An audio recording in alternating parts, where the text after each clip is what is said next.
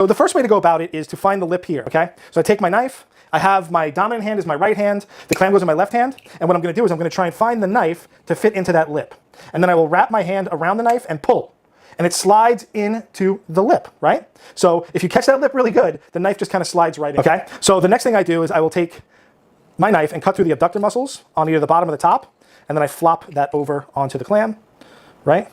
And I try and, if you're having these on the half shell, you want to make sure you save all the juice, get as much juice as you can. Then you take your knife and slide this under the abductor muscles underneath, right? How you do it the first way. The next way to do this is get the clam from the back end. This is where the hinge is. And I find this a little easier. So again, dominant hand, the knife's in my dominant hand, the clam is in the meat of my, my thumb, and all I do is I put this in and I wiggle.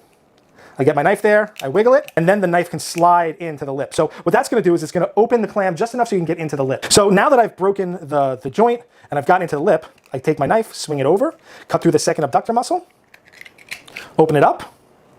I'm gonna take it off the top. I slide my knife under, cut the muscle, make sure there's no shake off the top, and then take my knife, slide it under the abductor here, and free it from the shell, okay? Look at this. This is interesting.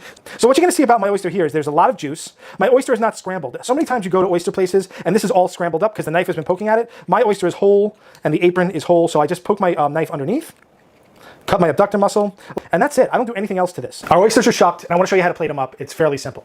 I have some crushed ice here. I'm lucky enough to have crushed ice on my fridge. If you don't have water and ice on your fridge, you don't know what you're missing. I never wanted it, and I never knew I wanted it until I had it. It's awesome. The other thing is lemons. Everyone likes to serve lemon with their oysters, and I like a specific way of cutting it. So the lemon has where it's to the tree, and then it has the little butt end, the little hiney. Okay, cut off the stem end where it attaches to the tree. You don't need to keep that. And then what you do is you're going to cut it in half. Okay, you try and leave that little point on the end on each slice.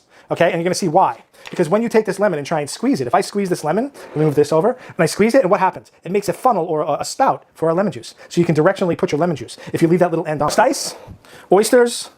The crushed ice not only keeps them cold, it also holds them so that the juice doesn't leak out as much. So this is a nice half dozen oysters. A couple of pieces of lemon.